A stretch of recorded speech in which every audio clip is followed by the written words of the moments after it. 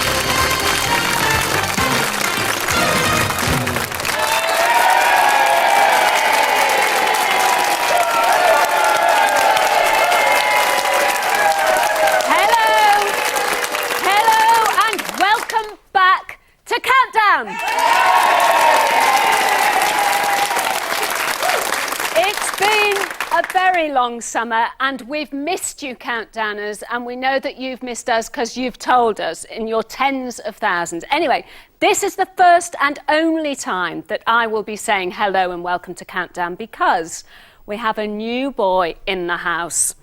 Yes, he has sharpened his pencils, he's got his rubber and he's got his pens all lined up ready for the programme. He's also got his new uniform on.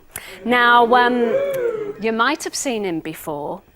His name is Mr. Des Lynam.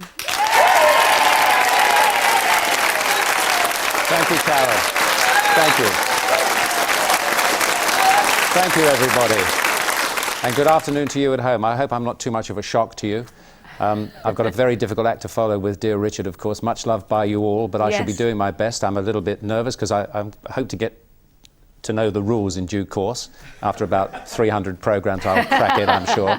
But, Carol, it's been quite a difficult time for Countdowners, hasn't it? I mean, I always think of the programme, I've watched it for years, I always think of the programme as more of a club than a programme in many ways. Well, yes, we're all sort of residents of Countdownia, really, aren't we? Countdownia. Yes, we are. We're Countdowners. Yes, absolutely. But it's been a tricky time with the programme off the air, but we couldn't rush back, obviously, with respect to Richard, and we'll pay respect to Richard from time to time, I'm sure, as we go along. And many times, I've no doubt. Many times. I was a great fan of his and a lovely man. But there we are. We'll crack off and we'll meet our two contestants, because it's really all about the two contestants today. And first we meet Helen Matheson, who's our reigning champion from some months ago now, Helen, and you got 2 88s, I believe, which is a good score on Countdown. And there's been such a gap between your last performance and this. I mean, have you had too much time to think about it, or a bit nervous, or...? Both. Both? Both nervous and quite a while to think about it. You can't be more nervous than I am, darling, so you'll be perfectly all right. And the challenger today is Colin Reeford.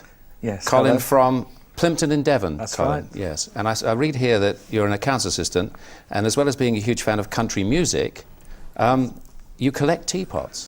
That's right. Well, you're in the right place, aren't you? That's right, yes. I'm only here for the Countdown teapot. You're only here for the Countdown, but you've got to win, haven't you, to get the teapot? I've got to win that, otherwise you just get the non-teapot goodie bag, as it were. So, well, best of luck to our champion and our challenger, ladies and gentlemen. Thank you.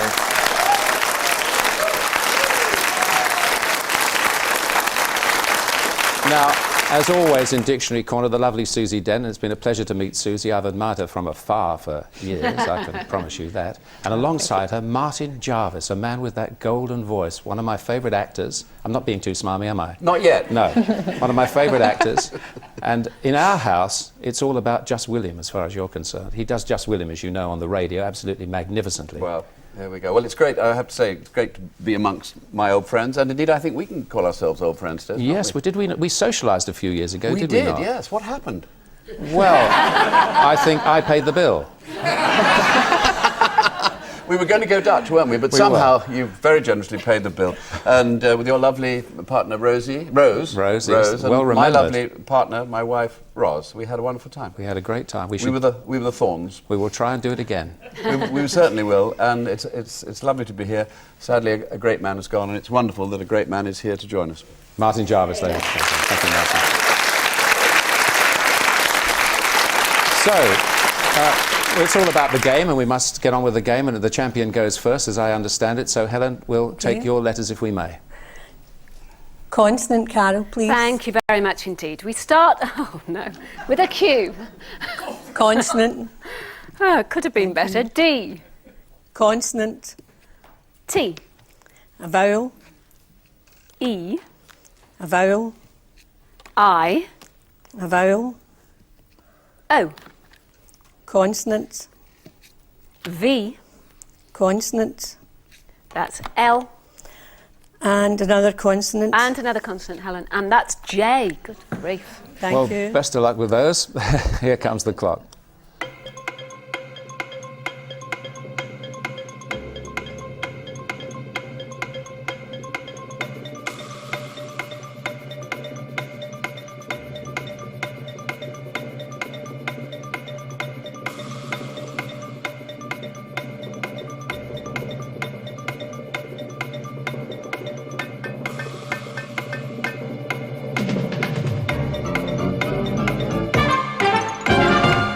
Right, we'll come to Colin first. What did you make of that, Colin? 6. 6 from Colin. Helen? 6. 6. Colin, let's have your 6. Violet. Violet looks pretty good. And Same, violet. same. You better just check that with Martin. I think that's part of the form. Very good. Violet, very good. 6 each. Very good. So a level start.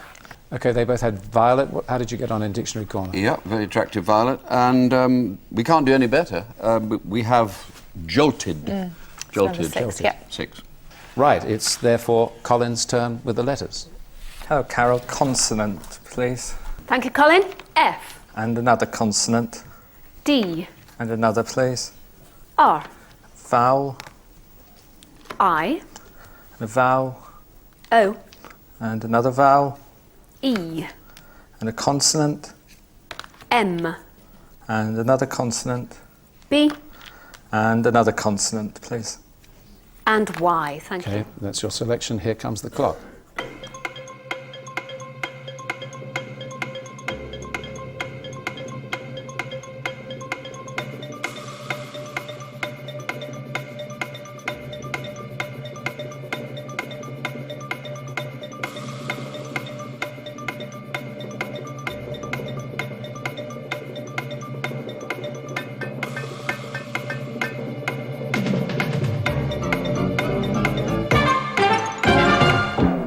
Right, Helen, how did you get on? 6. 6. Colin? 6. 6 again. Helen? Formed. Right, we'll take a look at that. Morbid. Morbid. Formed and morbid. All right, Susie? Morbid, both fine, yep. Very How did good you get on indeed. there? Well, I was quite proud of embody for 6 and suddenly floated into our ken as 7. Ooh, bromide. Bromide. Bromide. I think it was used in the army days, wasn't it? Was it? To sort of dampen a little ardour, wasn't it? Would that be the Dampen an ardour, expression? yes. How are you spelling ardour? A-R-D-U-R. Good question. Right, Helen, it's your go. Consonant, please, Carol. T. Consonant. S. Consonant. L. Vowel. A. Vowel. E. Vowel. A. Consonant. P. Consonant. M. Consonant. And S. Okay, we'll start the clock.